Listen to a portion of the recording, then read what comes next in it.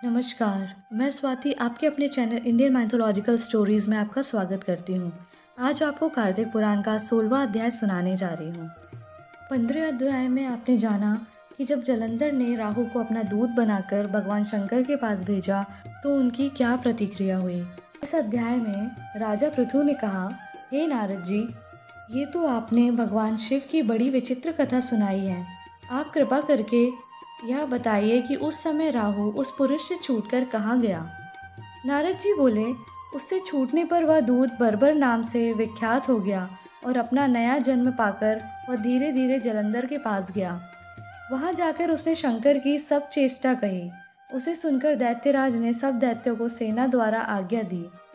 लनेमी और शुंभ निशुंभ आदि सभी महाबली दैत्य तैयार होने लगे।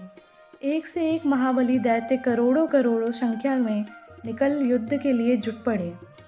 महाप्रतापी सिंधु पुत्र शिवजी से युद्ध करने के लिए निकल पड़ा। आकाश में मेघ छा गए और बहुत अपशगुन होने लगे। शुक्राचार्य और कटे सिर वाला राहु सामने आ गए। उसी समय जलंधर का मुकुट खिसक गया, परंतु वह नहीं रुका। उधर इंद्रादि सब देवताओं ने कैलाश पर शिवजी के पास पहुंचकर सब वृतांत सुनाया और यह भी कहा कि आपने जलंधर से युद्ध करने के लिए भगवान विष्णु को भेजा था, वह उसके वशवर्ती हो गए हैं और विष्णु जी लक्ष्मी सहित जलंधर के अधीन हो उनके घर में निवास करते हैं। अब देवताओं को भी वहीं रहना पड़ता है। अब वह बलि सागर पुत्र आपसे युद्ध करने आ रहा है, अतएव आप उसे मारकर हम सबकी रक्षा कीजिए। यह सुनकर शंकर जी ने विष्णु जी को बुलाकर पूछा, हे ऋषिकेश, युद्ध में आपने जलंधर का संहार क्यों नहीं किया और बैकुंठ छोड़ आप उसके घर में कैसे चले गए।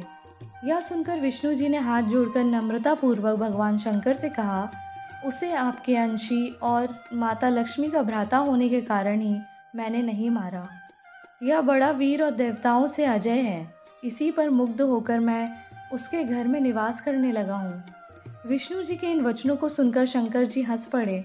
उन्होंने कहा, हे विष्णु, आप यह क्या कहते हैं। मैं उस दैत्य जलंधर को अवश्य मारूंगा।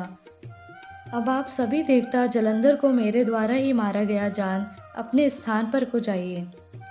जब शंकर जी ने ऐसा कहा तो सब देवता संदेह रहित होकर अपने स्थान को चले गए।